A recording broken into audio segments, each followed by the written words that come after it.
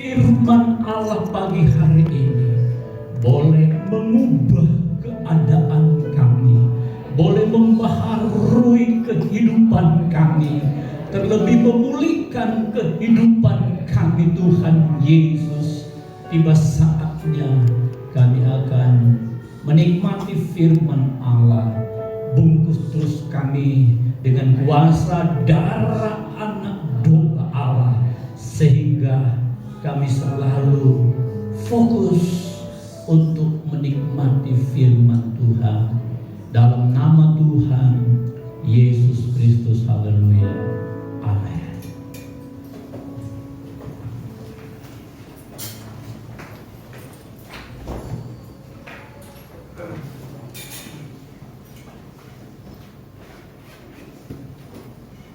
Puji Tuhan.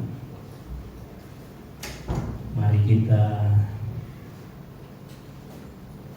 pada pagi hari ini kembali memberi waktu untuk Tuhan berbicara di dalam kehidupan kita melalui firman Allah pada pagi hari ini. Pada 2 minggu yang lalu saya menyampaikan firman Allah mengenai dibangkitkan bersama dengan Kristus. Bahkan 3 minggu yang lalu firman Allah yang saya sampaikan mengenai buah sulung kebangkitan.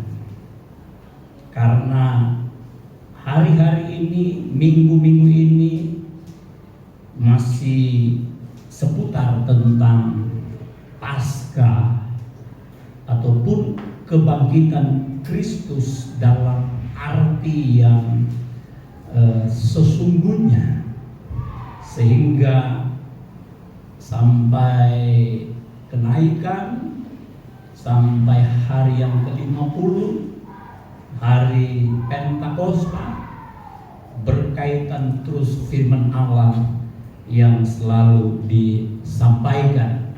Maka pada pagi hari ini saya rindu untuk menjelaskan tentang keadaan atau kehidupan orang yang belum mengalami kebangkitan pada kebangkitan pertama. Jadi kehidupan sebelum kebangkitan pertama, ataupun ada kebangkitan kedua. Dapat saya simpulkan, judul firman Allah pagi hari ini adalah kehidupan di balik kematian. Mari kita lihat sebuah perumpamaan Tuhan Yesus dalam Lukas 16 ayatnya yang ke-19 sampai ayat yang ke-31, tapi saya baca ayat yang ke-19 sampai ayat yang ke-23 itu. Mari kita berdiri, kita lihat firman Allah ini. Saya baca untuk kita semua. Perikopnya judulnya orang kaya dan Lazarus yang miskin. Ayat 19, ada seorang kaya, nggak disebutkan namanya, cuma dibilang orang kaya yang selalu berpakaian jubah ungu dan kain halus, dan setiap hari ia bersukaria dalam kemewahan. Dan ada seorang pengemis bernama Lazarus. Badannya penuh dengan borok, berbaring dekat pintu rumah orang kaya itu. 21. Dan ingin menghilangkan laparnya dengan apa yang jatuh dari meja orang kaya itu. Malahan anjing-anjing datang dan menjilat boroknya. 22. Kemudian ini, matilah orang miskin itu, lalu dibawa oleh malaikat ke pangkuan Abraham. Ayat 23. Orang kaya itu juga mati, lalu dikubur, dan sementara ia menderita sengsara di alam maut, ia memandang ke atas, dan dari jauh dilihatnya Abraham dan Lazarus. Jadi dia lihat Abraham dan Lazarus duduk di pangkuannya. Terima kasih, Tuhan memberkati.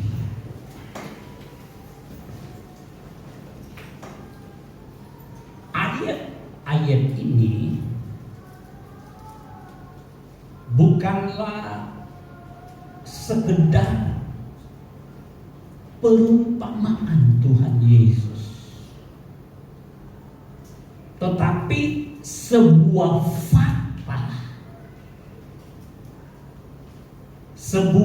fakta kehidupan nanti.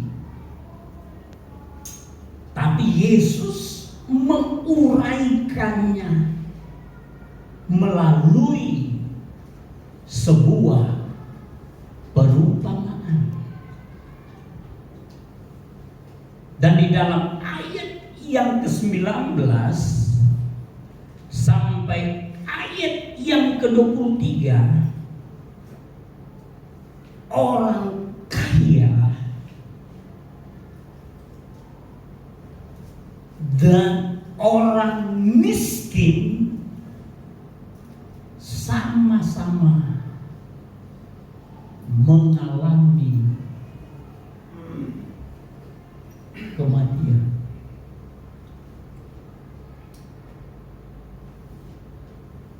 Rupanya Bapak Ibu, soal kematian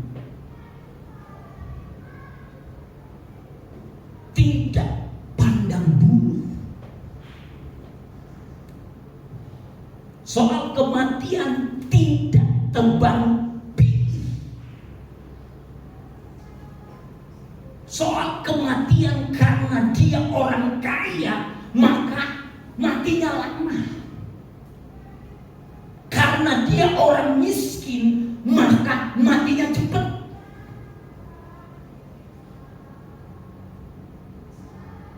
Bukan begitu maksud daripada firman Allah ini.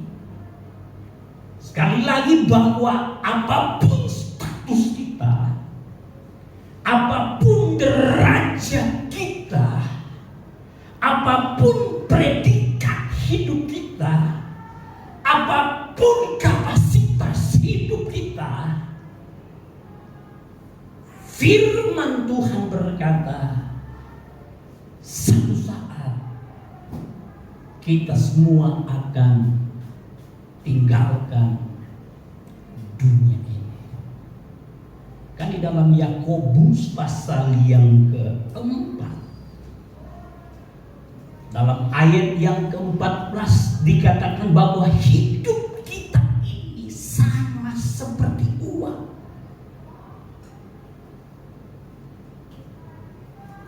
Hidup kita ini disamakan seperti uang yang sebentar dilihat oleh mata, tetapi selanjutnya uang itu akan lenyap.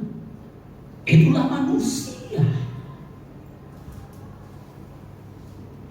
Bahkan ada ayat yang berkata kita digambarkan seperti rumput, bertumbuh sebentar, ketika kena matahari maka rumput itu menjadi layu. Itulah manusia. Bahkan di dalam Yesaya 51, coba ditampilkan ayat yang ke-12. Kita lihat Yesaya 51 ayat yang ke-12. Nih, akulah yang menghibur kamu. Siapakah engkau? Maka engkau takut terhadap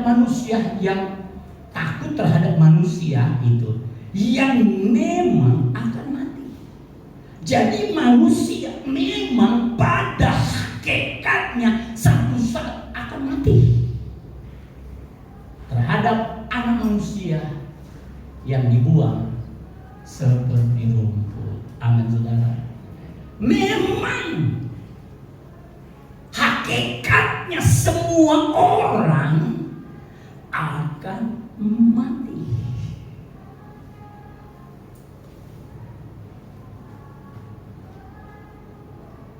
Jadi Bapak Ibu, kehidupan kita di dunia ini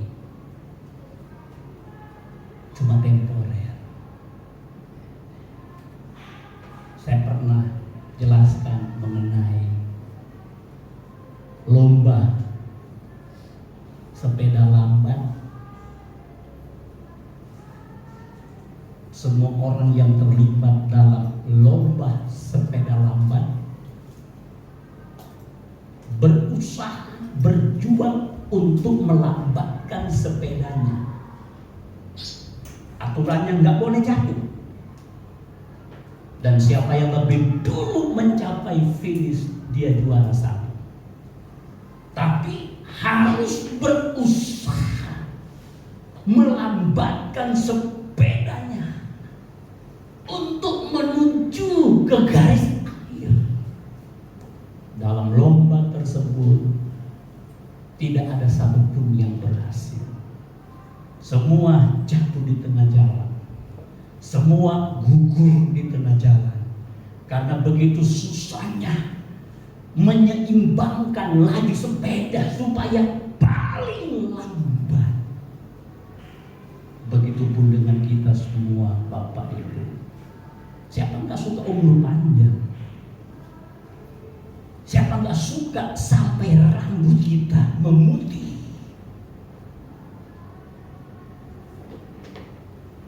Tetapi sehebat apapun kerinduan kita, kalaupun kita sampai memang Tuhan kehendaki panjang umur, tapi satu saat kita semua yang ada di tempat ini akan mati juga. Amin, saudara. Haleluya. Sebuah bukti bahwa kehidupan kita di dunia ini hanyalah sementara.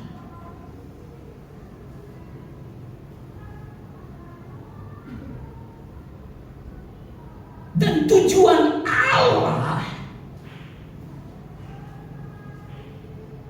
supaya kehidupan kita di dunia ini yang sifatnya sementara, tujuan Allah bahwa ketika kita ada di dalam dunia ini, marilah kita mempersiapkan diri sebaik-baiknya.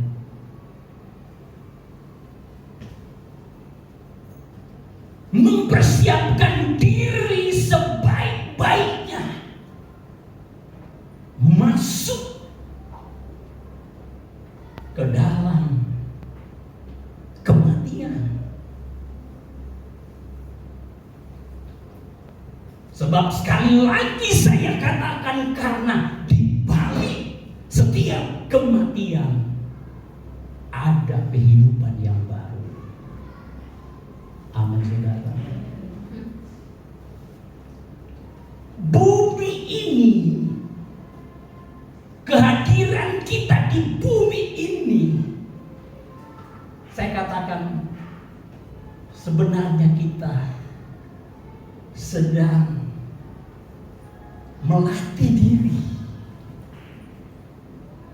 untuk menuju kepada kehidupan yang nyata, bukan di dunia ini Bapak Ibu, tetapi sesungguhnya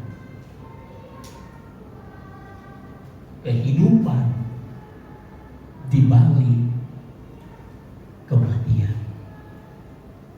kehidupan sebelum mengalami kebangkitan, pada kebangkitan pertama di mana Yesus datang ke dalam dunia.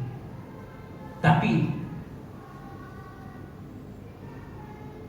cerita firman Allah ini bukan terjadi di akhir zaman.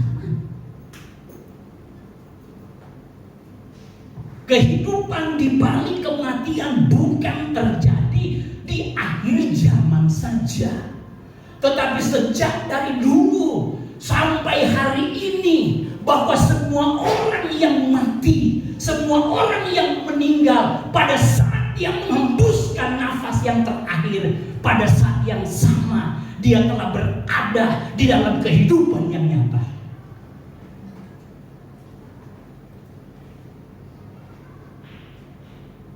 Jadi pada saat seseorang menghembuskan nafas yang terakhir, pada saat yang sama dia telah berpindah tempat tinggal, bukan lagi di dunia ini, tetapi ke sebuah tempat yang sudah disediakan oleh Allah. Haleluya saudara.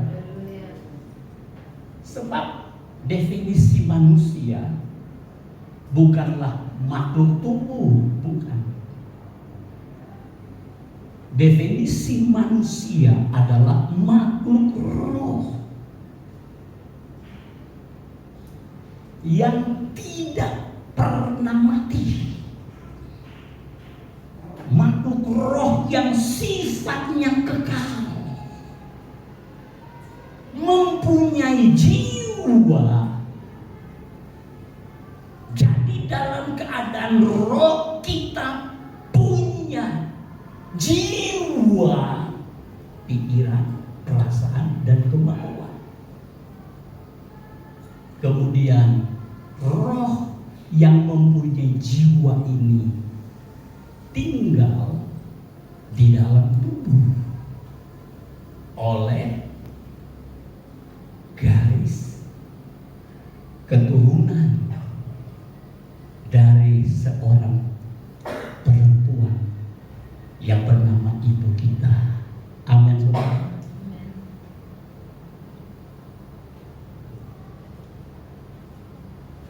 Nah, di dalam ayat yang ke-22 dan ayat yang ke-23, Lukas 16, tadi coba kita lihat.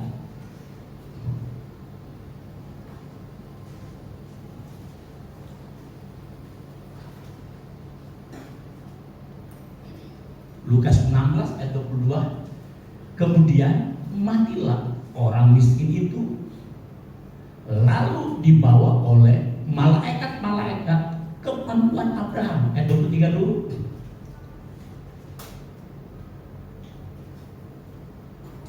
Orang kaya itu juga mati, lalu dikubur. Bayangkan orang kaya ini dibikin ibadah, dibikin malam penghiburan, prosesi penguburan mungkin lengkap.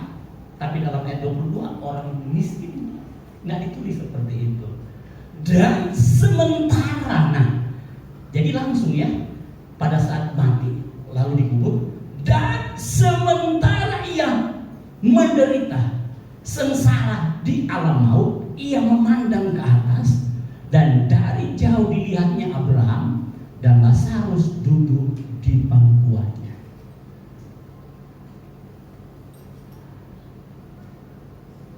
Ayat 22 dan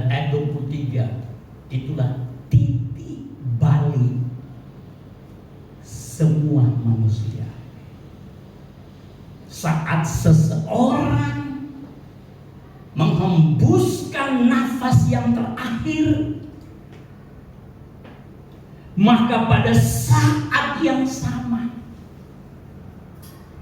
manusianya yang sesungguhnya, yaitu rohnya yang mempunyai jiwa, langsung dibawa oleh malaikat ke tempat yang sudah disediakan baginya. Saya ingat persis mama saya bulan yang lalu, ketika ibu gembala kami di kampung bilang begini, Tuhan silakan. Saya bilang, kok tante ngobrol sama Tuhan begitu? Bawalah tante Stin Sepang ke tempat yang engkau sudah sediakan. Nggak tunggu amin, mama saya sudah dibawa Tuhan ke tempat yang Tuhan sudah sediakan. Haleluya saudara. Indah sekali. Tuhan Yesus, kami serahkan tante Stin ke dalam tangan. Silakan Tuhan, bawalah dia ke tempat yang engkau sudah sediakan. Saat itu juga mama kami langsung tinggalkan tubuhnya. Itu saudara, tinggalkan tubuhnya, berpindah tempat. Dan saya yakin mama saya dibawa oleh malaikat di tempat di mana Abraham berada, di tempat di mana Lazarus berada, yang bernama Firdaus. Haleluya saudara. Jadi di balik kematian, kehidupan kita dibawa oleh malaikat ke dua tempat. Pertama bernama Firdaus, yang Lukas 16 katakan pangkuan Abraham waktu Yesus ada di kayu salib. Kemudian ada orang jahat disalib juga bersama dengan Yesus. Dan Yesus berkata, pada hari ini juga, maksudnya pada saat kita berdua mengembuskan nafas yang terakhir, maka kita berdua sudah berada di Firdaus. Amin saudara. Boleh bilang haleluya. Kemudian tempat yang kedua bernama Hades.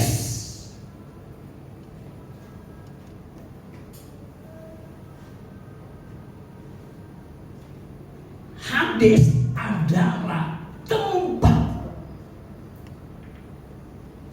yang disebut dalam ayat 23 nih, alam maut. Itu disebut dalam bahasa Yunani namanya Hades, tempat menyimpan roh-roh semua orang yang mati, yang tidak percaya Kristus, percaya Kristus tapi nggak setia sampai akhir, nggak lakukan firman-Nya. Haleluya saudara. Kita lihat ayat selanjutnya ya. Kita akan lihat ayat-ayat itu. Nah, orang kaya ini dibawa ke alam maut yang bernama Hades. Dan kita baca bahwa di Hades, di alam maut, ternyata ia menderita sengsara dalam keadaan roh yang mempunyai jati diri Bukan berarti roh kita gentayangan, kemudian gak punya perasaan, gak punya pikiran, gak punya kehendak, gak merasakan. Enggak, saudara. Tapi dalam keadaan roh, jelas Alkitab berkata, ia menderita sengsara. Coba ayat 24. Apa penderitaannya? Ayat 24.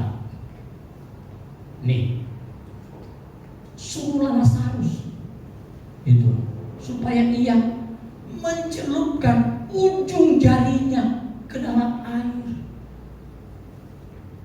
dan menyejukkan lidahku, sebab aku di sini, katakanlah ya, sangat kesakitan dalam nyala api. Jadi di Hades yang belum neraka yang sesungguhnya sudah merasakan kesakitan dalam nyala api. Selama belum mengalami kebangkitan. Apalagi kalau orang kaya ini, dia akan alami kebangkitan melewati kerajaan 1000 tahun damai. Waduh, berapa ribu tahun? Berapa? Ya 1000 tahun. Sebab kebangkitan pertama, kebangkitan orang percaya. Kebangkitan kedua, kebangkitan orang yang tidak percaya Kristus. Berapa lama dia di alam maut, menderita, sengsara. Bayangkan, cuma mau kasih air saja, sejuk di lidah. Tidak ada kesempatan.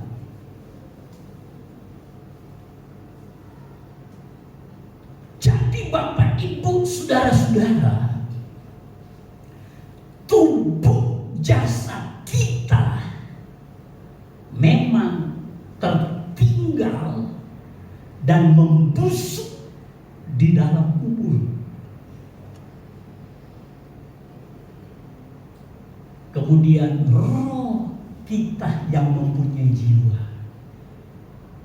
untuk sementara waktu, apakah berada di Firdaus,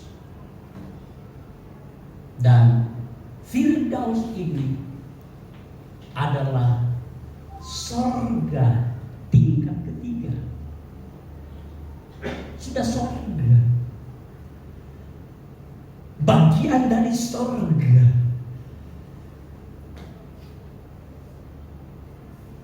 Sebab kalau kita baca Wahyu pasal 21 atau 20, bahwa Yerusalem baru turun dari sorga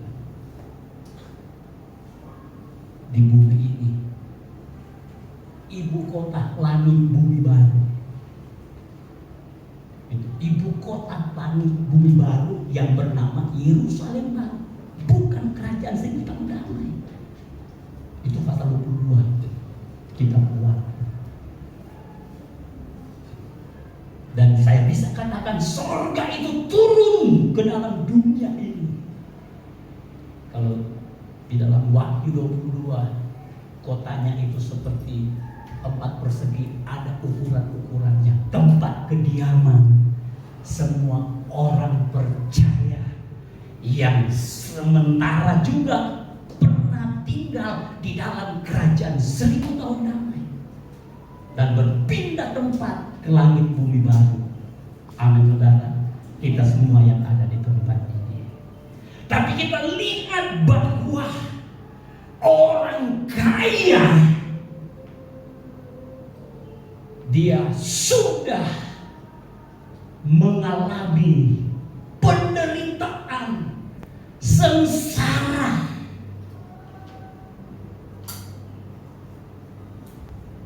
Sekalipun dalam keadaan roh. Jadi jangan berharap, maksudnya jangan berpikir, kalaupun saya mati, saya dibawa ke Hades, kan yang menderita bukan tubuh saya, kan orang yang menderita bukan lidah tubuh jasmani saya. Jelas ayat ini berkata dalam keadaan roh, sebagai manusia yang ada di dalam dunia kekekalan.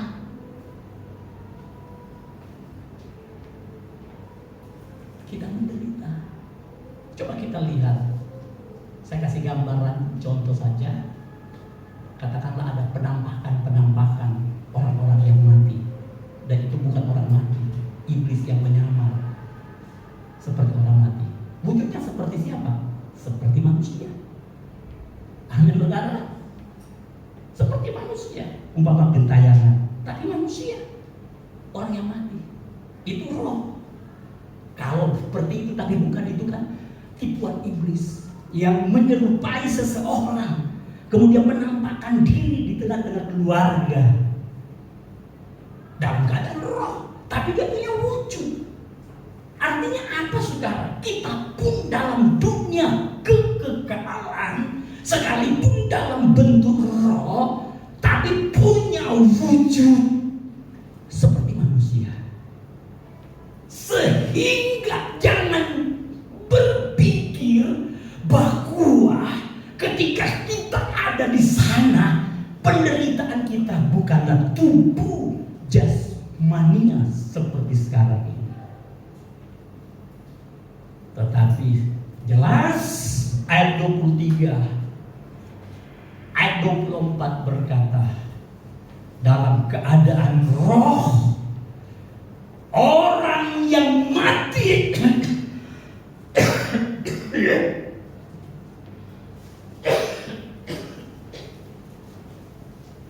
orang yang mati di luar Kristus, dia menderita selamanya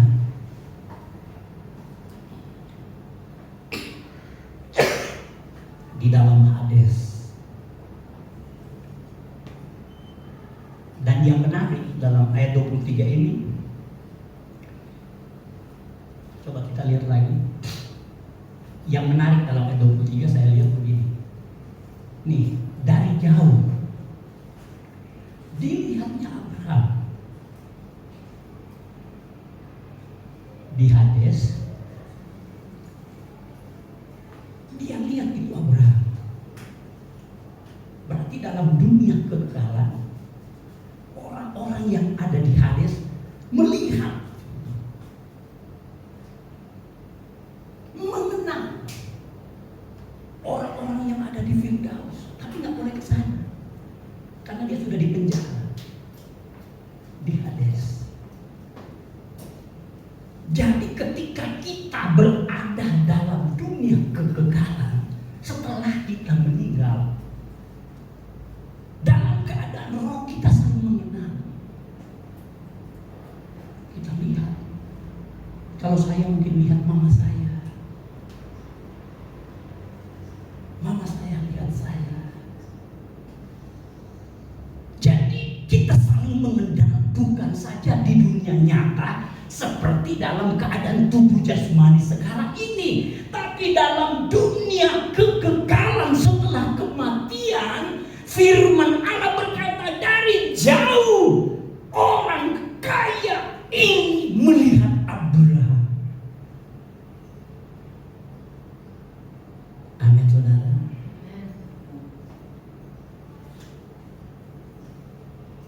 Betapa sedihnya kalau ada di antara kita tinggal di Hades,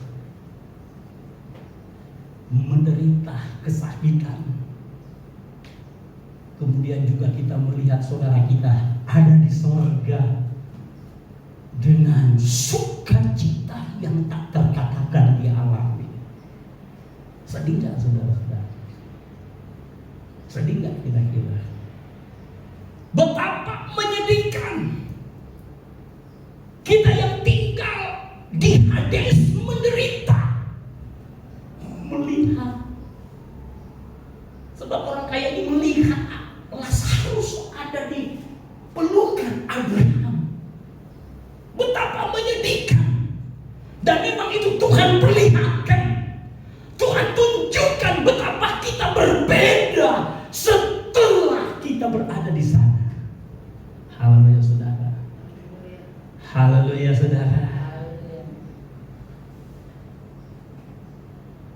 Jadi mari kita pikirkan baik-baik, kemana yang menjadi kerinduan kita setelah kita berada di balik kematian. Apakah di Hades ataukah di Firdaus? Dan kita lihat dalam ayat yang ke-24, dalam ayat yang ke-24 di sini kita lihat, dan ayat juga yang ke-25, lalu ia berseru katanya, Bapa Abraham, kasihanilah aku. Tapi dia masih ada egonya. Dia bilang, suruhlah Lazarus. Itu. Terus ayat 25, apa yang Abraham bilang? Tapi Abraham berkata, anak. Berarti mereka saling kenal. Bahwa engkau telah menerima segala yang baik. Nah ini Abraham ungkit, sewaktu hidupmu, sedangkan Lazarus segala yang buruk. Sekarang ia mendapat hiburan dan engkau sangat menderita. Wah, 3 ayat menulis tentang menderita. Yang menarik di sini adalah orang kaya memanggil Abraham Bapa. Abraham menyebut orang kaya ini anak. Bisa kita tangkap ayat ini, saudara. Sekalipun engkau anak Tuhan, sekalipun engkau orang Kristen, ternyata tidak pernah menjamin apakah engkau berada di pangkuan Abraham. Tidak menjamin apakah engkau berada di Firdaus.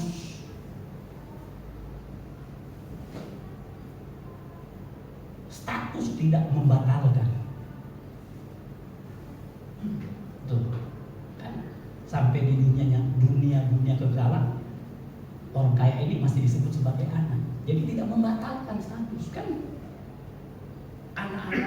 Anak-anak kita, umpama saya Glory, sampai kapanpun tetap anak, tidak membatalkan.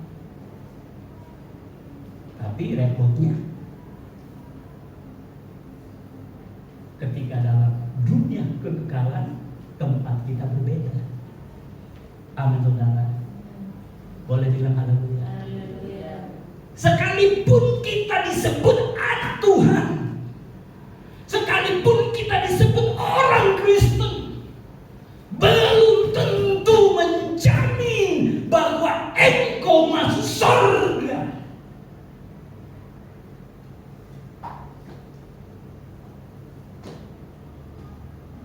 Jangan banyak berharap, karena engkau anak Tuhan 100% sudah membawa engkau pergi ke Firdaus. Buktinya orang kaya ini, di dunia ini dia hidup mewah. Di dunia ini dia hidup berpesta pora setiap hari. Tapi di balik itu, ketika ada di dunia ini, orang kaya ini adalah orang yang egois, tidak peduli dengan orang yang miskin.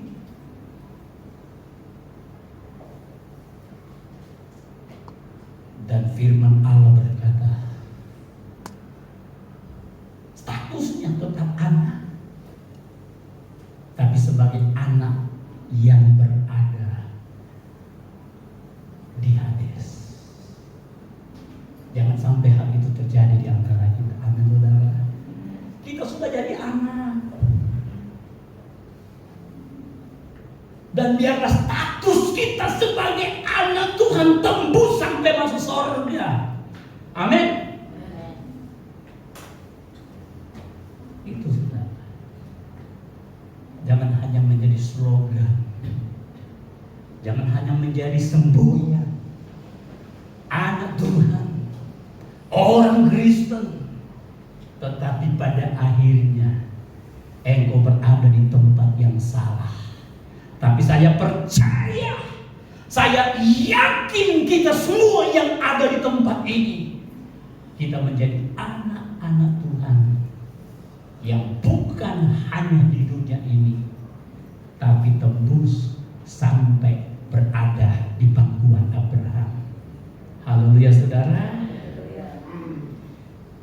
Dan kemudian begini, ayat 26 kita lihat. Ayat 26.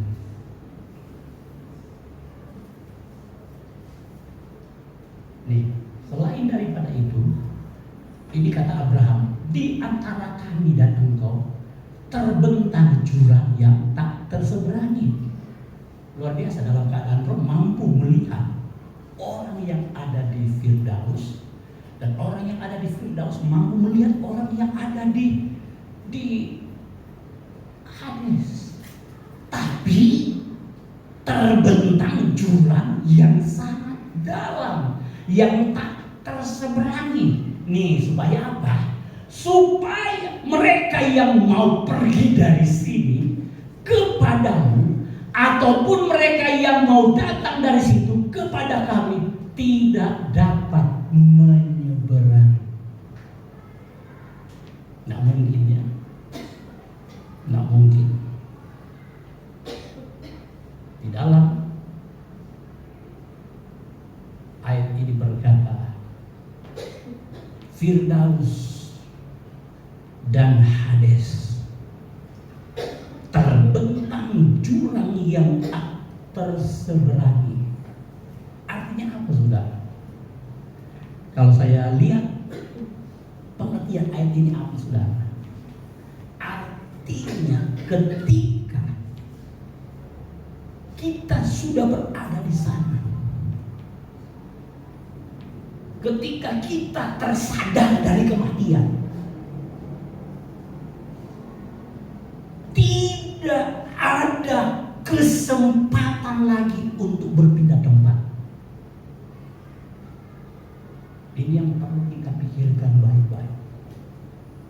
Ketika kita tersadar dari kematian, tidak ada kesempatan lagi untuk berpindah tempat. Tidak ada kesempatan lagi untuk bertobat. Tidak ada kesempatan lagi untuk berubah. Tidak ada kesempatan lagi untuk memperbaiki diri. Semua sudah terlambat. Haleluya. Sudah terlambat. Di dunia ini saja kalau sudah terlambat, terlambat naik kereta, biar cuma 5 menit. Terlambat naik pesawat, biar cuma setengah jam. Itu saudara. Pokoknya kalau sudah terlambat, kita harus berani bayar harga. Haleluya. Haleluya. Jangan sampai hal ini terjadi dalam kehidupan kita. Sebab ketika sudah berada di sana, nggak ada kesempatan lagi untuk berpindah tempat. Nggak ada. Mau pengen bertobat di sana sudah nggak ada. Mau pengen memperbaiki diri lagi di sana sudah nggak bisa. Mau pengen berubah lagi supaya menjadi orang yang lebih baik sudah nggak bisa.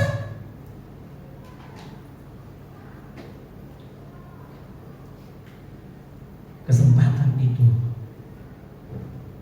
hanya terjadi ketika kita masih ada di dunia ini. Haleluya saudara. Haleluya.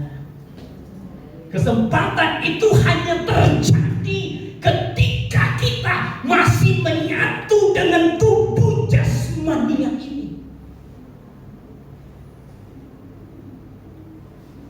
Jangan sampai kita terlambat. Itulah sebabnya Bapak Ibu,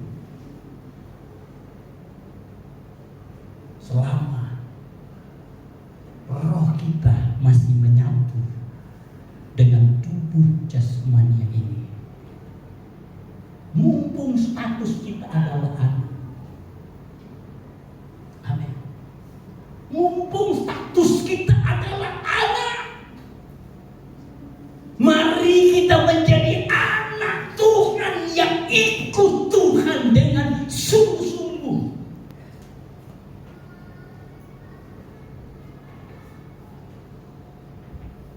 Sekalipun kita sudah anak, tapi kalau kita nggak sungguh-sungguh, kata nggak sungguh-sungguh inilah yang menjadi batu sandungan bagi kita. Coba kita lihat satu ayat, 2 Petrus 1 ayat yang ke-10. 2 Petrus 1 ayat 10. Nih, coba lihat Bapak Ibu. Karena itu, saudara-saudaraku, ini berusaha, action. Ini saya bisa katakan berusaha iman, gitu kan?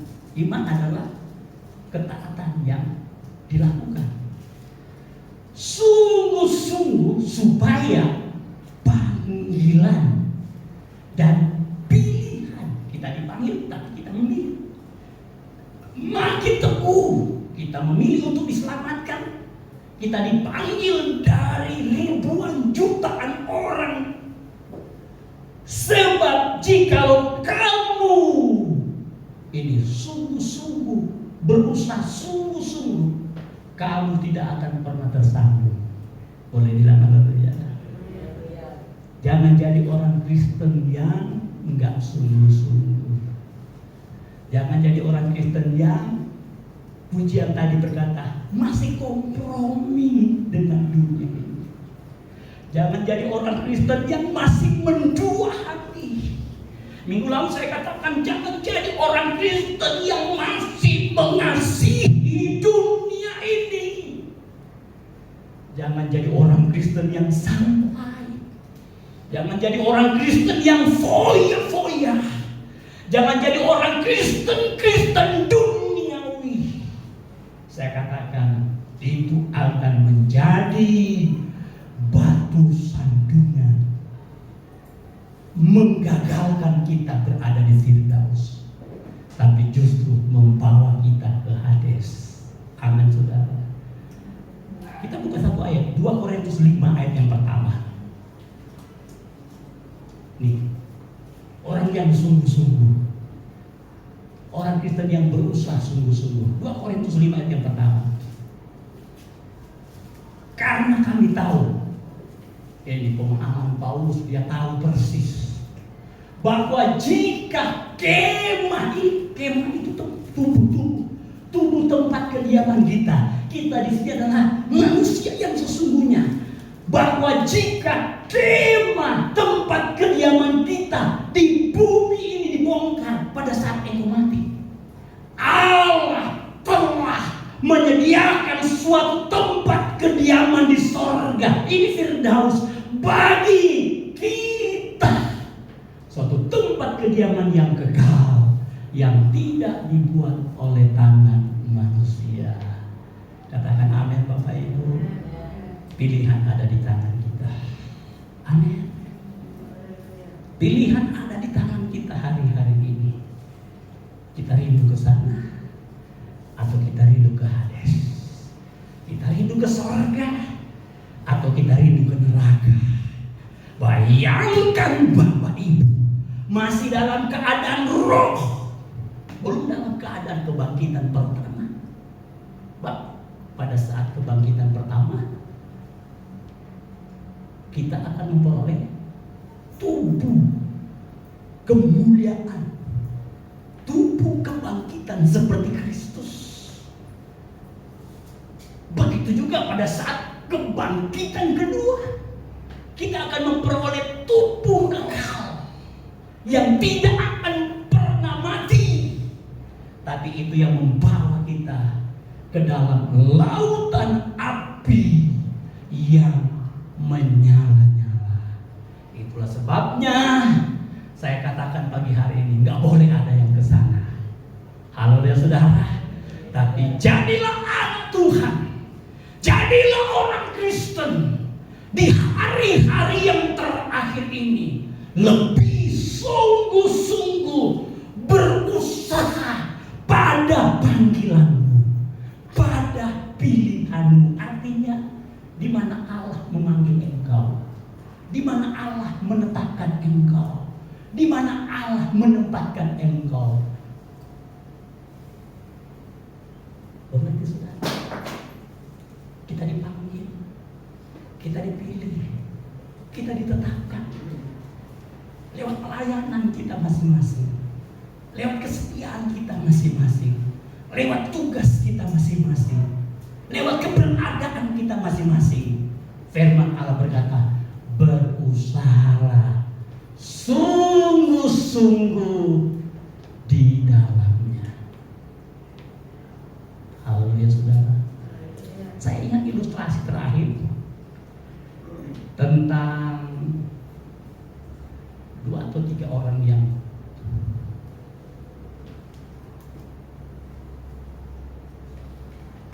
pengen ke sorga,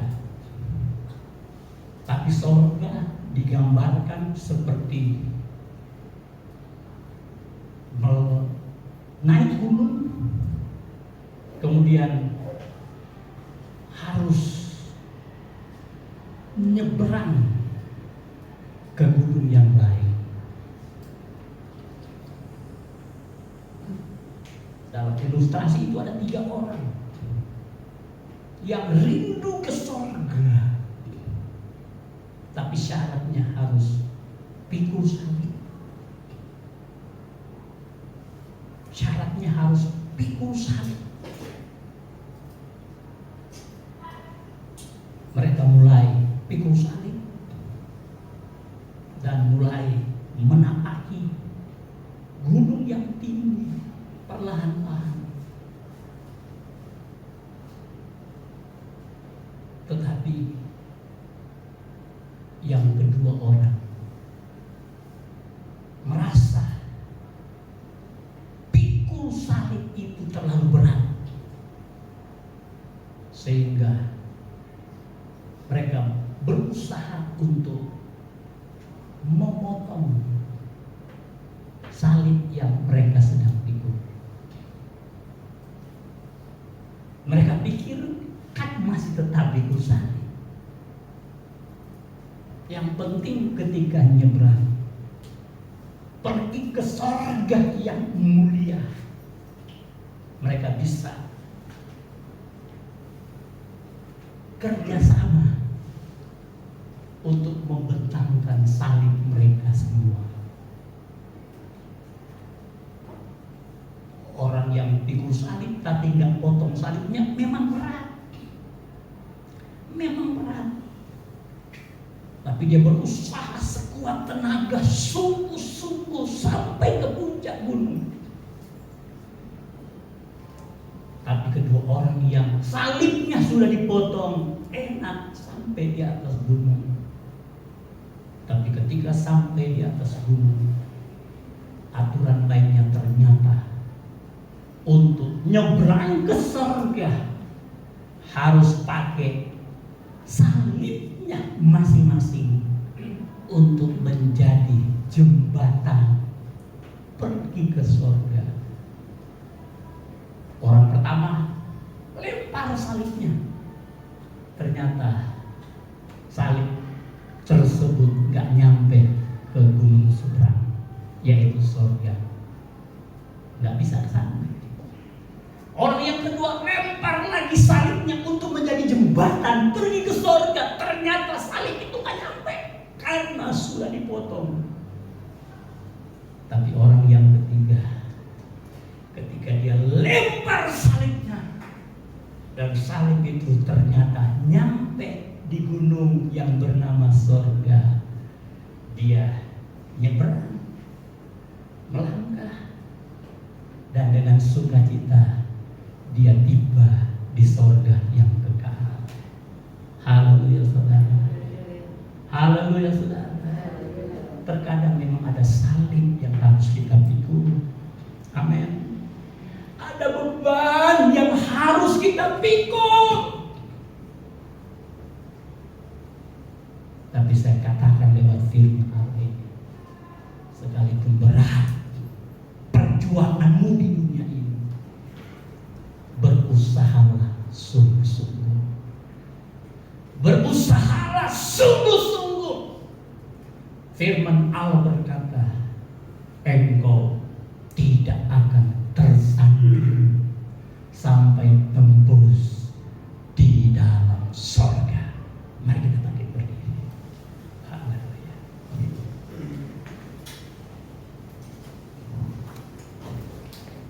Terima kasih. Haleluya.